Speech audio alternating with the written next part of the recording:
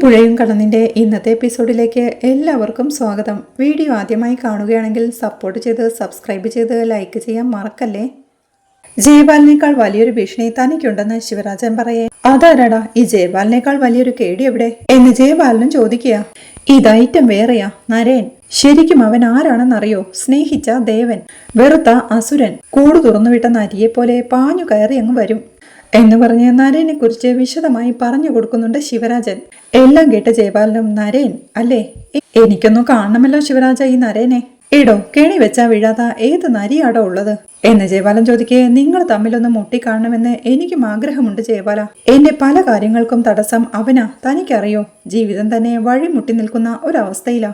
താൻ എന്താടോ ഒന്നും മിണ്ടാത്തേ എന്ന് ശിവരാജൻ ചോദിക്കേ. ശിവരാജ, തന്റെ പതിവ് ഉടായ്പകളൊന്നും നടക്കത്തില്ല. അവന് ഞാൻ സീനിന്ന് ഒഴിവാക്കി തരാം, പക്ഷേ ന്യായമായ ഷെയർ അതെനിക്ക് കിട്ടണം എന്ന് ജയപാലനും പറയുകയാ. അതെന്തു വേണമെന്ന് ഇയാളങ്ങ് പറഞ്ഞാൽ മതി. അവൻ ഔട്ടായ പിന്നെ ഞാനാടോ എല്ലാത്തിന്റെയും ഉടമസ്ഥൻ. തൽക്കാലം ഈ ഇടപാടിൽ നിന്ന് താൻ എന്നെ ഒന്ന് ഒഴിവാക്കിത്താ എന്ന് ശിവരാജൻ പറയുന്നുണ്ട്. അപ്പോ മേഘനാഥൻ അവിടെ ശിവരാജനെതിരെ വരും, സത്യങ്ങളെല്ലാം തുറന്നു പറയും എന്ന് ജയപാലൻ പറയേ. അയാൾ കണ്ടതും കേട്ടതുമല്ലേ അയാൾക്ക് പറയാൻ പറ്റൂ ജയപാല, ബാക്കി നമുക്ക് നോക്കാമെന്നേ എന്ന് ശിവരാജനും. ശരി ശരി എന്ന് ജയപാലൻ പറയേ. എങ്കിൽ താൻ വെച്ചോ എന്ന് പറഞ്ഞ് ശിവരാജനും കോൾ കട്ട് ചെയ്യുക.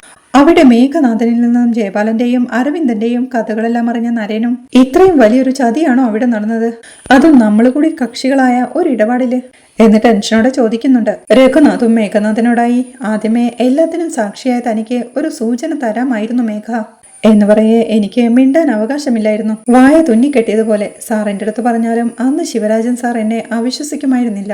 എനിക്ക് പണി കിട്ടൂ എന്ന് മേഘനാഥനും പറയുന്നുണ്ട്. ആ എല്ലാത്തിന്റെയും ഉത്തരവാദി ഞാൻ തന്നെയാ എന്ന് രഘുനാഥും. അല്ല ഇനിയെല്ലാം തുറന്നു പറയാൻ തടസ്സമൊന്നും ഇല്ലല്ലോ എന്ന് നരേൻ ചോദിക്കേ. ഇല്ല സാർ, എല്ലാം ഞാൻ തുറന്നു പറയാം എന്ന് മേഘനാഥും സമ്മതിക്കുന്നുണ്ട്. ആ കുട്ടികൾക്ക് നീതി കിട്ടണം നരേൻ, അതിന് വേണ്ടത് എന്താണോ അതെല്ലാം നീ കൂടി ചേർന്ന് ചെയ്യണം എന്ന് മുത്തശ്ശൻ ഓർമ്മിപ്പിക്കേ. ശരി മുത്തശ്ശ എന്ന് നരേനും സമ്മതിക്കുക. നേരം പരപര വെളുത്തിട്ടും സുജാത ആ മരത്തിന് കീഴിലിരുന്ന് ഉറങ്ങിക്കൊണ്ടിരിക്കുമ്പോഴാണ് പൊന്നു വന്ന് ഠോ എന്ന് പറഞ്ഞ് സുജാതയെ പേടിപ്പിക്കുന്നത്. ഉറക്കത്തിന്ന് അവർ ഞെട്ടി എഴുന്നേൽക്കുമ്പോഴേക്കും അമ്മമ്മയെ കണ്ടുപിടിച്ചേ എന്ന് പറഞ്ഞ് അവൾ തുള്ളി ചാടുകയാണ്. ഗീതയും അങ്ങോട്ട് വന്ന് ഇന്നലെ രാത്രി ഓട്ടവും ബഹളവും ഒക്കെ കേട്ട് അവൾ ഉണർന്നു. നമ്മളെല്ലാരും കൂടി സാറ്റ് കളിക്കാന്നാ അവളോട് പറഞ്ഞിരിക്കുന്നത്. ഉറക്കിപ്പിച്ചായതുകൊണ്ടാ, അല്ലെങ്കിൽ അവള് വന്ന് കൂടിയേനെ എന്ന് ഗീത പറയേ. സുജാതയും വേദന കടിച്ചമർത്തി എഴുന്നേറ്റുകൊണ്ട് നന്നായി, നമ്മൾ കളിക്കുന്ന സാറ്റൊന്നും പൊന്നുമോള് കണ്ട് പഠിക്കണ്ട, എന്റെ മോൾക്കെങ്കിലും എന്റെ ഗതി വരാതിരിക്കട്ടെ എന്ന് വിഷമത്തോടെ പറയേ. അമ്മ എന്താ അമ്മ രാവിലെ തന്നെ ശോകം, ഇതൊക്കെ ഒരു സ്പോർട്സ്മാൻ സ്പിരിറ്റിൽ എടുക്കണ്ടേ എന്ന് ഗീതയും ചോദിക്കുന്നുണ്ട്. മുട്ടിനും നടുവിനും കിഴിവെച്ചിരിക്കേണ്ട പ്രായമായ അമ്മയെ വെട്ടുകത്തി എടുത്ത് പറമ്പിലോട്ടായിട്ട് ഓടിക്കുന്നതാണോടി സ്പോർട്സ്മാൻ സ്പിരിറ്റിൽ എടുക്കേണ്ടത് എന്ന് അമ്മയും ചോദിക്കുന്നുണ്ട്. അതൊക്കെ നമ്മൾ നോക്കി കാണുന്നത് പോലെ ഇരിക്കും. സ്വർണ്ണമ്മയുടെ വീട്ടിലാണെങ്കിൽ ഇതൊക്കെ പതിവാ. സന്ധ്യ മയങ്ങിയ പിന്നെ ചേട്ടനും അനിയന്മാരും എല്ലാരും കൂടി കൂടിയിരുന്ന് കള്ളുകുടിയാ. കുറച്ചു കഴിഞ്ഞ പരസ്പരം ചീത്ത വിളിയായി, അടികലാശമായി, കത്തിവീശലായി, ആകെ ഒരു രസാ എന്നവൾ പറയുന്നത് കേൾക്കേ. ഓ ഇത്രയ്ക്ക് നല്ല ഫാമിലിയാണെന്നും നീ നേരത്തെ പറഞ്ഞില്ലല്ലോടി ഈതേ എന്നും പറഞ്ഞ് നടുവും താങ്ങി സുജാത വെച്ച് പോകുമ്പോഴേക്കും അമ്മ ഇതെങ്ങോട്ടാ, വീട് അവിടെയാ എന്ന് ഗീത ചൂണ്ടിക്കാണിച്ചു കൊടുക്കുന്നുണ്ട്. എനിക്ക് അയൽക്കാരെയും മെമ്പറേയും ഒക്കെ ഒന്ന് കാണണം. ഇന്നലെ രാത്രിയിലുണ്ടായ വിഷയത്തിൽ ഒരു തീരുമാനമുണ്ടാവണം എന്ന് സുജാത പറയേ. ഇന്നലെ രാത്രിയിൽ എന്ത് വിഷയം എന്ന് ഗീതയും. ദാസേട്ടൻ കുടിച്ചാൽ മാത്രമേ ഈ ഭ്രാന്ത് കാണിക്കത്തുള്ളൂ, അതും രാത്രി മാത്രം എന്നും പറഞ്ഞ് അങ്ങനെ ഇല്ല താനും. ടെൻഷൻ കറിയ പകലെന്നൊന്നും നോക്കാതെ എടുത്ത് വീശിക്കളയും. പിന്നൊന്നും നോക്കണ്ട, എടഞ്ഞ കൊമ്പന്റെ കണക്കാ. എന്തിനാമേ ദാസേട്ടനെ വെറുതെ ടെൻഷൻ അടുപ്പിക്കുന്നത്? പിന്നെ നമ്മുടെ വീട്ടിലെ കാര്യം തീരുമാനിക്കുന്നത് മെമ്പറോ അയൽക്കാരോ ഒന്നും അല്ല. അമ്മ ഇങ്ങോട്ട് വന്നേന്ന് പറഞ്ഞ് സുജാതയുടെ കയ്യിൽ പിടിച്ച് വലിച്ച് കൊണ്ടുപോകാൻ നോക്കുമ്പോഴേക്കും കൈന്ന് വിടടി, കൈന്ന് വിടെന്ന് പറഞ്ഞ് സുജാത അവളുടെ കൈ പിടിക്കുക. മര്യാദയ്ക്ക് വീട്ടിലേക്ക് വാ അമ്മ എന്ന് ഗീത വിളിക്കേ. നിനക്ക് അവനെ കൊണ്ട് എന്നെ ഉപദ്രവിക്കാനൊന്നുമല്ലല്ലോ. ഇന്ന് രാവിലെ എന്നെ അവന്റെ മുന്നിൽ നിർത്തി കൊടുക്കാമെന്ന് നീ അവനോട് വാക്കു പറയുന്നതൊക്കെ ഞാൻ കേട്ടു എന്നമ്മ പറയേ. ഓ അപ്പൊ അതും കേട്ട്. അമ്മ ആദ്യം ഒളിഞ്ഞു നിന്ന് കേൾക്കുന്ന സ്വഭാവം ആദ്യം അവസാനിപ്പിക്കേ. അങ്ങനെ അറ്റവും മൂലയുമൊക്കെ കേട്ടുവെച്ചിട്ട് ഓരോന്ന് മനസ്സിൽ തുന്നി പിടിപ്പിച്ചിട്ട് നാവിൽ കൂടി അത് പുറത്തു വരുന്നതാ ദാസേട്ടനെ ഭ്രാന്ത് പിടിപ്പിക്കുന്നത്. സ്വത്ത് കൊടുക്കില്ലെന്നൊന്നും ഇന്നലെ രാത്രി പറയേണ്ട ഒരു കാര്യവുമില്ലായിരുന്നു എന്ന് ഗീത പറയേ. ഒളിഞ്ഞു നിന്നില്ലായിരുന്നെങ്കിലേ ഇന്നലെ രാത്രി നിന്റെ കെട്ടിയോൻ എന്റെ കാര്യത്തിൽ ഒരു തീരുമാനമാക്കിയേനെ.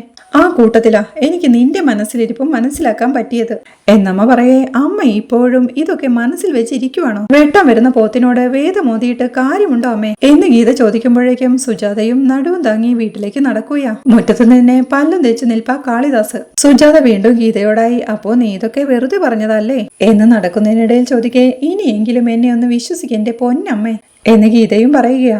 അവർ മുറ്റത്തേക്ക് കയറാൻ തുടങ്ങുമ്പോഴേക്കും പൊന്നവും അച്ഛനോടായി പറയുന്നുണ്ട്, അച്ഛാ, അച്ഛൻ പറഞ്ഞ കിളവിയെ വിളിച്ചോണ്ട് വന്നിട്ടുണ്ട് അച്ഛാ എന്ന്.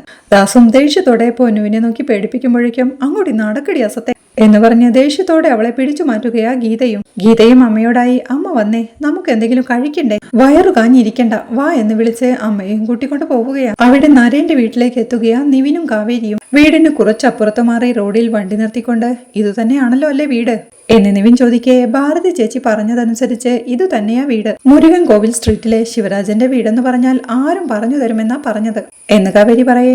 നിവിൻ അവളെയും വിളിച്ച് ഇറങ്ങി നടന്ന് ഗേറ്റിനരികിൽ നിൽക്കുന്ന സെക്യൂരിറ്റിയുടെ അടുത്തേക്ക് ചെന്ന്, ഞങ്ങള് ശിവരാജൻ സാറിനെ കാണാൻ വന്നതാ എന്ന് പറയേ. ശിവരാജൻ സാറിനെയോ എന്ന് സെക്യൂരിറ്റിയും. അതെ, കുറിഞ്ഞിക്കാട് ഭൂമിയൊക്കെയുള്ള ശിവരാജൻ സാറിന്റെ വീടല്ലേ ഇത് എന്ന് കാവേരി ചോദിക്കേ. അല്ലല്ലോ, ഈ വീട്ടിലൊരു ശിവരാജനുണ്ട്. അത് ഈ വീട്ടിലെ രഘുനാഥൻ സാറിന്റെ മരുമകനാ. പിന്നെ കുറിഞ്ഞിക്കാട്ട് ഭൂമിയൊന്നുമില്ല. നിങ്ങൾ ഈ പറയുന്ന ശിവരാജന്റെ വീട് ഇതേ സ്ട്രീറ്റിന്റെ അറ്റത്തായിട്ട് വരും എന്ന് സെക്യൂരിറ്റി പറയേ. കൃത്യസ്ഥലം ഒന്ന് പറഞ്ഞു തരൂ എന്ന് നിവിനും ചോദിക്കുന്നുണ്ട്. അയാൾ സ്ഥലം പറഞ്ഞു കൊടുക്കുമ്പോഴേക്കും കാവേരിയെയും വിളിച്ച് നിവിൻ ഇവിടുന്ന് പോവുകയാ. അവർ പോയി കഴിയുമ്പോഴേക്കും നരനും മുറ്റത്തോട് ഇറങ്ങി വന്ന് വീട്ടിലേക്ക് കയറി ഗേറ്റ് അടച്ചു വന്ന സെക്യൂരിറ്റിയോടായി, പറഞ്ഞതുപോലെ തന്നെയല്ലേ പറഞ്ഞിരിക്കുന്നത് എന്ന് ചോദിക്കുന്നുണ്ട്. അതെ സാർ എന്നയാൾ പറയേ. അവർക്ക് സംശയമൊന്നുമില്ലല്ലോ എന്ന് നരേനും ചോദിക്കുക. ഒന്നുമുള്ളതായിട്ട് എനിക്ക് തോന്നിയില്ലെന്ന് സെക്യൂരിറ്റി പറയേ. ശരിയെന്ന് പറഞ്ഞ് അയാളെ പറഞ്ഞയക്കുകയാ നരേനും. അവിടെ പൊന്നുവിനെയും കൂട്ടി പറമ്പിൽ നിന്നും വാഴയില മുറിച്ചുകൊണ്ടിരിക്കുക സുജാത. അവരെ തിരഞ്ഞെത്തിയ ഗീതയും അവരെ കണ്ട് അങ്ങോട്ട് ഇറങ്ങിച്ചെന്ന്, ആഹാ, അമ്മാമ്മയും കൊച്ചുമോളും കൂടി ഇവിടെ എന്താ പരിപാടി? കുറച്ചു നേരം ആയല്ലോ തുടങ്ങിയിട്ട് എന്ന് ചോദിക്കേ. ഞങ്ങൾ ഇല വെട്ടുവാ അമ്മേ എന്ന് പൊന്നുവോ. ഇതെന്താമ്മേ, സദ്യ വിളമ്പാനുള്ള ഇല വല്ലതുമാണോ എന്ന് ഗീത ചോദിക്കേ. ആ, ഒരു ചെറിയ സദ്യയുടെ പരിപാടിയൊക്കെ ഉണ്ട് എന്ന് സുജാതയും. ആരാമ്മേ വിരുന്നുകാര് എന്ന് ഗീത ചോദിക്കേ. വിരുന്നുകാരോ, നിങ്ങളൊക്കെ തന്നെ. കെട്ടിച്ചു വിട്ട നീയും നിന്റെ ഭർത്താവും മോളുമൊക്കെ എനിക്ക് വിരുന്നുകാരല്ലേടി എന്ന് അമ്മ ചോദിക്കേ. ചിരിയോടെ ഗീതയും, ഞങ്ങളെ അമ്മ വിരുന്നുകാരൊക്കെ ഒതുക്കാൻ പോവുക എന്ന് ചോദിക്കുന്നുണ്ട്. അപ്പൊ സദ്യ വേണ്ടേ എന്നമ്മ ചോദിക്കേ. അയ്യോ വേണം, അമ്മയ്ക്ക് അതിന് മെനക്കെടാനുള്ള മനസ്ഥിതി ഉണ്ടെങ്കിൽ ആയിക്കോ.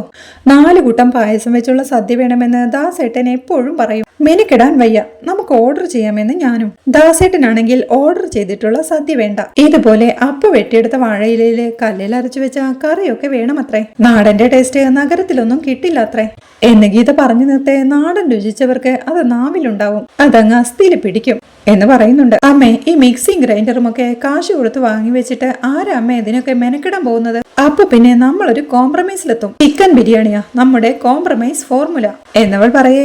മെനക്കെടാൻ ഇവിടെ ഞാനുണ്ടല്ലോ, അതുകൊണ്ട് അവൻ ഒരിക്കലും മറക്കാത്തൊരു വിരുന്ന് തന്നെ കൊടുക്കാം എന്ന് അമ്മയും പറയുന്നുണ്ട്. മെനക്കെടാൻ ഞാനിവിടെ ഉണ്ടല്ലോ, അതുകൊണ്ട് അവൻ ഒരിക്കലും മറക്കാത്തൊരു വിരുന്ന് തന്നെ കൊടുക്കാമെന്ന് സുജാതയും പറയുകയാ. അല്ലമ്മേ, വിനീതിന്റെ 16 അടിയന്തരം വെക്കുന്ന കാര്യം അമ്മ അപ്പോഴത്തെ ദേഷ്യത്തിൽ അങ്ങ് പറഞ്ഞതാണോ എന്ന് ഗീത ചോദിക്കേ. എന്ന് നിന്നോടാരാ പറഞ്ഞതെന്ന് സുജാതയും. അല്ല, അതിനുള്ള ഒരുക്കമൊന്നും നടന്നു കാണുന്നില്ല എന്ന് ഗീത ചോദിക്കേ. ഓരോന്നിനും അതിൻ്റെതായ സമയമുണ്ടടി. ഇന്ന് നടക്കേണ്ടത് ഇന്ന് നടക്കട്ടെ, അത് കഴിഞ്ഞടുത്തത് എന്നമ്മ പറയേ. 6-7 കൂട്ടം പായസമൊക്കെ വെക്കണേ അമ്മേ. സദ്യ നമുക്ക് ഗംഭീരമാക്കണം, ഇത്തിരി മെനക്കെട്ടാലും വേണ്ടില്ല. അമ്മയുടെ കൂടെ ഞാനുണ്ട് എന്ന് ഗീത സന്തോഷത്തോടെ പറയേ. എന്താ അമ്മ വിശേഷമെന്ന് പൊന്നുവും ചോദിക്കുക. നിന്റെ വിനീത് മാമന്റെ 16 അടിയന്തരം എന്ന് അമ്മ പറയുന്നതുകൾക്ക് വിനീത് മാമന്റെ 16 അടിയന്തരമോ എന്ന് സംശയത്തോടെ പൊന്നുവും ചോദിക്കുക. ആ, പന്തലൊക്കെ ഇട്ട് പഴവും പപ്പടവും പായസവും ഒക്കെ ആയിട്ട് വലിയ സദ്യ ഉണ്ടാവും എന്ന് ഗീത സന്തോഷത്തോടെ പറയേ. അമ്മയുടെ 16 അടിയന്തരം എപ്പോഴാ എന്ന് പൊന്നു ചോദിക്കുക. ഗീതയും ദേഷ്യത്തോടെ, ഫാസത്തെ, ഓരോന്നിനെ ഓരോ സ്ഥലത്ത് കൊണ്ടുവന്ന് നിർത്തിയതിന്റെ ഗുണം. അവൾക്കിപ്പോ അമ്മയുടെ പൂവ കാണണം എന്ന് പറഞ്ഞ് ഗീത വീട്ടിലേക്ക് നടന്നു പോവുകയാ. വീട്ടിലേക്ക് നടക്കുന്ന അമ്മമ്മയോടായി പൊന്നുവും ചോദിക്കുന്നുണ്ട്. അമ്മമ്മേ, അമ്മ എന്തിനാ ഇപ്പോഴെന്നെ വഴക്കു പറഞ്ഞേ? അതേ, അമ്മയൊന്ന് പേടിച്ചതാ. മത്തം കുത്തിയ കുമ്പളം മുളക്കില്ലാന്ന് അമ്മയുടെ ഉള്ളിൽ നല്ല ബോധ്യമുണ്ട്. വാ എന്ന് വിളിച്ച് അവളെയും കൂട്ടിക്കൊണ്ട് സുജാതയും വീട്ടിലേക്ക് കയറി പോവുകയാണ്. അപ്പോഴേക്കും കാവേരിയും നിവിനും ഗൗരി ശങ്കരത്തിലെ സെക്യൂരിറ്റി പറഞ്ഞു കൊടുത്ത ശിവരാജന്റെ വീട്ടിലേക്ക് എത്തുകയാ. ഒരു സ്ത്രീ ഇറങ്ങി വന്ന് അകത്തേക്കിരിക്കാം എന്നവരെ വിളിക്കേ. വേണ്ട, ഇവിടെ നിന്നോളാമെന്ന് മുറ്റത്ത് നിന്നുകൊണ്ട് കാവേരി പറയുകയാ. ശിവരാജൻ സാർ ഇപ്പൊ വരും കേട്ടോ, കുടിക്കാൻ എന്താ എടുക്കേണ്ടത് എന്ന സ്ത്രീ ചോദിക്കുക. അയ്യോ, അതൊന്നും വേണ്ട എന്ന് കാവേരിയും. അയ്യോ, അത് പറ്റില്ല, ശിവരാജൻ സാറ് വഴക്കു പറയും. ചായ എടുക്കാം, രണ്ടാൾക്കും ഷുഗറൊന്നും ഇല്ലല്ലോ എന്നവർ ചോദിക്കേ. ഇല്ലെന്ന് കാവേരിയും. അവർ ചായ എടുക്കാനായി വീട്ടിലേക്ക് കയറി പോകുമ്പോഴേക്കും നിവിൻ കാവേരിയോടായി പറയുന്നുണ്ട്. മനസാക്ഷിയുള്ള ആളാണെന്ന് തോന്നുന്നു, നമ്മൾ ആരാണെന്ന് പോലും അറിയാതെ വിളിച്ചിരുത്തി സൽക്കരിക്കുന്നത് കണ്ടില്ലേ എന്ന്. അത് കേട്ട് കാവേരിയും ഓരോ ഗ്ലാസ് ചായയാണോ നിവിനെ? അതൊക്കെ മതി ആൾക്കാരുടെ കണ്ണിൽ പൊടിയിടാൻ. ഇതുപോലെ തേൻ പുരുട്ടിയ കത്തി കൊണ്ടുള്ള കഴുത്തുറക്കലിന്റെ ഏറ്റവും വലിയ ഇരകളാ ഞാനും എന്റെ കുടുംബവും. നിവിന്റെ അമ്മാവന്റെ എന്ന് കാവേരി അർത്ഥം വെച്ച് പറയേ. ഇങ്ങനെ ഇടയ്ക്കിടയ്ക്ക് നിവിന്റെ അമ്മാവൻ എന്ന് കിടന്ന് പറയണ്ട. ദേ ഈ മരുമകനാ അമ്മാവന് പാരവയ്ക്കാൻ ഏറ്റവും സഹായകരമാവുന്നതെന്ന് മറക്കണ്ട എന്ന് പറയുമ്പോഴേക്കും മേഘനാഥൻ ആ വീട്ടിൽ നിന്ന് ഇറങ്ങി വരികയാണ്. അയാൾ വരുന്നത് കണ്ട് കാവേരിയും നിവിനോടായി. നിവിൻ, ഒരുപക്ഷെ എന്റെ ജീവിതത്തിലെ ഏറ്റവും വലിയ വില്ലന്മാരിൽ ഒരാളാ അയാൾ. എന്നെയും എന്റെ കുടുംബത്തെയും ചതിക്കാൻ ജയപാലനെ കൂട്ടുനിന്ന ആള്. അതല്ലെങ്കിൽ ജയപാലന്റെ തട്ടിപ്പിനിരയായ മറ്റൊരു സാധു എന്ന് പറയേ. നമുക്കിപ്പോ നോക്കാമെന്ന് നിവിനും. അപ്പോഴേക്കും മേഘനാഥൻ അവരുടെ അടുത്തേക്ക് ഇറങ്ങിച്ചെന്ന് വരൂ എന്ന് വിളിക്കുകയാണ്. വേണ്ട, ഇവിടെ തന്നെ നിൽക്കാമെന്ന് കാവേരിയും. ക്ഷമിക്കണം, എനിക്ക് മുമ്പ് കണ്ട പരിചയം തോന്നുന്നില്ലെന്ന് മേഘനാഥൻ പറയേ. നമ്മൾ മുമ്പ് കണ്ടിട്ടില്ല സാർ, ഞങ്ങള് പുഷ്പവാടിയെന്നാന്ന് നിവിൻ പറയേ. എന്റെ പേര് കാവേരി, അരവിന്ദൻ എന്നാണ് അച്ഛന്റെ പേര്, വീട്ടുപേര് സ്നേഹതീരം, അച്ഛൻ ഗൾഫിലായിരുന്നു എന്ന് കാവേരിയും പറയുന്നുണ്ട്. അഗതി മന്ദിരങ്ങൾക്കോ പാവപ്പെട്ട കുഞ്ഞുങ്ങൾക്കോ വേണ്ടിയുള്ള സഹായം വല്ലതുമാണോ? നമുക്ക് പെട്ടെന്ന് വിഷയത്തിലേക്ക് വരാമെന്ന് മേഘനാഥനും പറയുകയാണ്. അത് കേൾക്കുന്നിവിനും അല്ല സാർ, ഞങ്ങൾക്ക് കുറച്ച് വിവരങ്ങൾ അറിഞ്ഞാൽ മാത്രം മതി എന്ന് പറയേ. കാവേരിയും കുറിഞ്ഞിക്കാട്ട് സാറിന് കുറച്ച് സ്ഥലമുണ്ടല്ലോ, അത് ഈടെ വിറ്റുപോയോ എന്ന് കാവേരി ചോദിക്കുകയാണ്. മുഴുവനായുമല്ല, അവിടെ കുറേയേറെ ഭൂമിയുണ്ട്, രാജഭരണത്തിൽ നിന്നൊക്കെ വിട്ടുകിട്ടിയതാ. എത്രയെന്ന് എനിക്ക് പോലും അറിയില്ലെന്ന് മേഘനാഥനും. മേഘനാഥനെ കണ്ട് ശിവരാജനാണെന്ന തെറ്റിദ്ധാരണയോടെ സാർ, ഞങ്ങൾ പറയുന്നത് ആദിവാസി ക്ഷേത്രത്തിനോട് ചേർന്നുള്ള ഒരു 5 ഏക്കർ ഭൂമിയുടെ കാര്യമാ എന്ന് പറയേ. മേഘനാഥനും ഒരു വിളർച്ചയോടെ നിൽപ്പാ. കാവേരി വീണ്ടും ചോദിക്കുന്നുണ്ട്, സാറിനെ പുഷ്പവാടിയിലുള്ള ജയപാലിനെ അറിയോ? അറിയോന്നോ? നന്നായിട്ട് അറിയാം, പ്ലാന്റർ രാമചന്ദ്രന്റെ മകനല്ലേ എന്ന് മേഘനാഥൻ ചോദിക്കേ. ഈ പറഞ്ഞ ഭൂമി വാങ്ങിച്ചിരിക്കുന്നത് ആ ജയപാലിനാണോ എന്ന് കാവേരി ചോദിക്കുന്നുണ്ട്. ശരിയായിരിക്കും, ജയപാലിനുമായി ഈ ഓണക്കാലത്ത് ഒരിടപാട് നടന്നിരുന്നു. എന്താ ചോദിക്കാനെന്ന് മേഘനാഥനും. സാർ, ആ ഇടപാടിൽ തട്ടിപ്പ് നടന്നിട്ടുണ്ടോന്ന് ഒരു സംശയം എന്ന് നിവിൻ പറയേ. എന്ന് വെച്ചാ എന്ന് മേഘനാഥനും. ആ ഇടപാടിൽ ജയപാലൻ മുടക്കിയ പണം ഈ കുട്ടിയുടെ അച്ഛനെ കബളിപ്പിച്ചുണ്ടാക്കിയതാണോന്ന് ഒരു സംശയം എന്ന് നിവിൻ പറയേ. മനസ്സിലാകുന്ന രീതിയിൽ പറ എന്ന് ശിവരാജനായി അഭിനയിക്കുന്ന മേഘനാഥനും പറയുകയാ. നിവിൻ അയാളോട് കാര്യങ്ങളെല്ലാം വിശദമായി പറയുന്നുണ്ട്. എല്ലാം കേട്ടുകഴിഞ്ഞ് മേഘനാഥനും, നോക്ക് മിസ്റ്റർ, എന്താ പേര് പറഞ്ഞത് എന്ന് ചോദിക്കേ. നിവിൻ എന്നവൻ പറയുന്നുണ്ട്. ഓ നിവിൻ, നിങ്ങൾ പറഞ്ഞതെല്ലാം എനിക്ക് മനസ്സിലായി. നിങ്ങളെ ഇവിടെ വരെ എത്തിച്ച വികാരം എന്താണെന്നും മനസ്സിലായി. ഒരു പെൺകുട്ടിയായിട്ടും അച്ഛനു വേണ്ടി ഫൈറ്റ് ചെയ്യാനുള്ള കുട്ടിയുടെ വികാരത്തെ ഞാൻ മാനിക്കുന്നു. ഈ പറഞ്ഞ അരവിന്ദൻ ഇവിടെ വന്നിരുന്നു, ഇപ്പൊ ഞാൻ ഓർക്കുന്നു. ജയപാലനൊപ്പം ഒരു വസ്തു ഇടപാടിനു തന്നെ. പക്ഷെ അരവിന്ദൻ വാങ്ങിച്ച ഭൂമി തന്നെയാണോ ജയപാലൻ വാങ്ങിച്ചതെന്ന് തീർച്ച പറയാൻ ഒക്കില്ല. അതിനുവേണ്ടി രേഖകളൊക്കെ ഒന്ന് പരിശോധിക്കേണ്ടി വരും. എന്റെ ക്യാഷർ ഇന്ന് ലീവിലാണ് എന്ന് മേഘനാഥൻ പറയേ. ഈ കേസിന്റെ അടിയന്തര പ്രാധാന്യം മനസ്സിലാക്കി ഒന്ന് വിളിച്ചു വരുത്തിയിരുന്നെങ്കിൽ എന്ന് നിവിനും ചോദിക്കുക. നിവൃത്തിയില്ല, അയാളുടെ വീട്ടിലൊരു മരണമുണ്ടായി എന്ന് മേഘനാഥനും. സാർ, എങ്ങനെയെങ്കിലും ഒഴിവാക്കാൻ പറ്റുന്നതാണെങ്കിൽ എന്ന് നിവിൻ അപേക്ഷിക്കെ. മകളാണ്, ഒരു പ്രണയ നൈരാശ്യം, അതുമായി ബന്ധപ്പെട്ട് പോലീസ് എൻക്വയറിയുമുണ്ട്. എന്റെ ഹെൽപ്പ് കൂടി വേണ്ടിവരും, നിങ്ങൾ മറ്റൊരു ദിവസം വിളിച്ചിട്ട് വരൂ എന്ന് മേഘനാഥൻ പറയേ. സാർ, അത് എന്ന് പറഞ്ഞു നിൽപ്പാൻ നിവിനും. ഒരു കോൾ വരുന്ന മേഘനാഥനും അത് അറ്റൻഡ് ചെയ്യാനായി പോവുകയാണ്. അപ്പോഴേക്കും അവർക്കുള്ള ചായയുമായി ആ സ്ത്രീയും അങ്ങോട്ട് വരികയാ. മേഘനാഥനും ഫോണിലൂടെ, ഹലോ, ഫോർമാലിറ്റീസ് ഒക്കെ കഴിഞ്ഞു, എനിക്ക് ഇവിടെ നിന്ന് ഇറങ്ങാൻ പറ്റിയില്ല, വിസിറ്റേഴ്സ് ഉണ്ടായിരുന്നു എന്ന് ഫോണിലൂടെ പറഞ്ഞ് നിവിനോടും കാവേരിയോടും ചായ കുടിച്ചിട്ട് പോയാൽ മതി കേട്ടോ എന്ന് പറഞ്ഞ് വീണ്ടും കോളിലൂടെ, ഇപ്പൊ എനിക്ക് ഇവിടുന്ന് ഇറങ്ങാൻ പറ്റില്ല, മൂർത്തി ലീവായതുകൊണ്ട് പെൻഡിങ് ആയ 2-3 ഫയലുകൾ ഉണ്ടായിരുന്നു, എമർജൻസിയാണ്, തൽക്കാലം ഇയാൾ അവിടെ നിൽക്ക് എന്ന് മേഘനാഥൻ മൊബൈലിലൂടെ പറയുമ്പോഴേക്കും അതും നോക്കി ടെൻഷനോടെ നിൽപ്പാ കാവേരിയും നിവിനും. തിരിച്ചു വീട്ടിലേക്കുള്ള യാത്രയിൽ കാവേരി നിവിനോടായി ചോദിക്കുന്നുണ്ട്, നിവിൻ എന്താ തോന്നുന്നതെന്ന്. എനിക്കിപ്പോഴും പ്രതീക്ഷയുണ്ട് കാവേരി, അരവിന്ദൻ അങ്കിൾ അല്ല പണം തന്നതെന്ന് അയാൾ പറഞ്ഞിരുന്നെങ്കിൽ നമുക്ക് മുന്നോട്ടുള്ള വഴി അടഞ്ഞേനെ. അതേസമയം അരവിന്ദനങ്ങളാണ് പണം മുടക്കിയതെന്ന് അയാൾ പറഞ്ഞിട്ടുമില്ല. നമുക്ക് ജഡ്ജ് ചെയ്യാൻ പറ്റാത്തൊരു ക്യാരക്ടർ. ചുരുക്കി പറഞ്ഞാൽ നമ്മൾ അന്വേഷണം തുടങ്ങിയെടുത്ത് തന്നെയാണ് കാവേരി ഇപ്പോഴും നിൽക്കുന്നത് എന്ന് നിവിൻ പറയേ. ഈ ഭൂമിയെക്കുറിച്ചുള്ള അന്വേഷണത്തിൽ ഇതുപോലെ പലതും ഞാൻ പ്രതീക്ഷിച്ചിട്ടുണ്ട്. തുടക്കവും ഒടുക്കവും ഒന്നാവുന്ന കൺകെട്ട് വിദ്യ, മായാജാലക്കാര് ചില്ലറയൊന്നും അല്ലല്ലോ പിന്നണിയില് എന്ന് കാവേരി പറയേ. പക്ഷെ അയാളെ അങ്ങോട്ട് അവിശ്വസിക്കാനും കഴിയുന്നില്ല കാവേരി. അയാൾക്ക് കുറച്ച് സത്യസന്ധതയുള്ളതുപോലെ എനിക്ക് ഫീൽ ചെയ്യുന്നുണ്ട് എന്ന് നിവിനും പറയുകയാ. നമുക്ക് നോക്കാം നിവിൻ, ഇനി അയാൾ ഹെൽപ്പ് ചെയ്തില്ലെങ്കിലും നമുക്ക് മുന്നോട്ട് നീങ്ങിയല്ലേ പറ്റൂ. നാളെയല്ലേ ജയപാലൻ അമ്മാവന്റെ ഭൂമി പൂജ എന്ന് കാവേരി ചോദിക്കേ. അതെ എന്ന് നിവിനും. ഞാൻ വരുന്നുണ്ട്, നിവിന്റെ അമ്മാവന്റെ ഭൂമി പൂജ ഗംഭീരമാക്കാം എന്ന് കാവേരിയും എന്തോ മനസ്സിൽ ഉറപ്പിച്ച് പറയുന്നുണ്ട്. അവിടെ സിറ്റൗട്ടിൽ കാളിദാസ് ചായയും കുടിച്ച് മൊബൈൽ നോക്കിയിരിക്കുമ്പോഴാണ് ഗീത ഒരു പ്ലേറ്റിൽ പലഹാരവുമായി ദാസേട്ടനെ വിളിച്ച് അങ്ങോട്ട് വരുന്നത്. എന്താടി വലിയ തിരക്ക്, ഇങ്ങോട്ട് കാണാനില്ലല്ലോ എന്ന് ദാസേട്ടൻ ചോദിക്കേ ഗീതയും കൈവരിയിലേക്കിരുന്ന് അമ്മ എവിടെ കിച്ചണിൽ മല മറിക്കുന്ന പണിയാ ദാസേട്ട. അപ്പൊ നമ്മൾ എന്തെങ്കിലുമൊക്കെ തൊട്ടും പിടിച്ചു നിൽക്കണ്ടേ? സദ്യ ഒരുക്കുന്നു, ദാസേട്ടനെ സൽക്കരിക്കാനാണെന്ന് തോന്നുന്നു എന്നവൾ സന്തോഷത്തോടെ പറയേ വിഷം വല്ലതും ഇട്ടു തരാനാണോടി എന്ന് ദാസേട്ടനും ചോദിക്കുക. ഏയ്, നാരങ്ങ അച്ചാറ് പോലും അവരെ കൊണ്ട് ടെസ്റ്റ് ചെയ്ത് നോക്കിച്ചിട്ടല്ലേ ഞാൻ ദാസേട്ടന് തരൂ. അല്ലെങ്കിൽ തന്നെ അവർക്ക് അതിനുള്ള ധൈര്യമൊന്നുമില്ലെന്ന് ദാസേട്ടൻ ഇതുവരെയും മനസ്സിലായില്ലേ? എനിക്ക് തോന്നുന്നത് സദ്യയൊക്കെ തന്ന് ദാസേട്ടനെ സോപ്പിടാനാണെന്ന് തോന്നുന്നു എന്നവൾ പറയേ ആ സോപ്പൊന്നും ഇവിടെ ചിലവാൻ പോകുന്നില്ല. നീ അവരോട് മര്യാദയ്ക്ക് സ്വത്ത് എഴുതി തരാൻ പറ, അല്ലെങ്കിൽ അവർക്ക് ഇന്നും വീട്ടിൽ കിടന്നുറങ്ങാൻ യോഗമുണ്ടാവില്ല എന്ന് ദാസേട്ടനും ദേഷ്യത്തോടെ പറയുകയാ. അത്രയ്ക്കങ്ങ് മുറുക്കണോ ദാസേട്ടാ? 1-2 ദിവസം ഇന്റർവെൽ കൊടുത്തൂടെന്ന് ഗീത ചോദിക്കുക. ഇപ്പൊ ഒറ്റപ്പിടി പിടിച്ചാലേ നടക്കുള്ളൂ ഗീതേ. ഇപ്പോഴാണെങ്കിൽ അവര് കൈവിട്ട് നിൽക്കുക. ഒരു കച്ചിത്തുരുമ്പ് കിട്ടിയാൽ അതിൽ പിടിച്ചു കയറി അങ്ങ് പോവും എന്ന് ദാസേട്ടൻ പറഞ്ഞു നിർത്തുമ്പോഴേക്കും വിനീത് ഗംഗയുമായി തന്റെ ബൈക്കിൽ അങ്ങോട്ട് വരികയാ.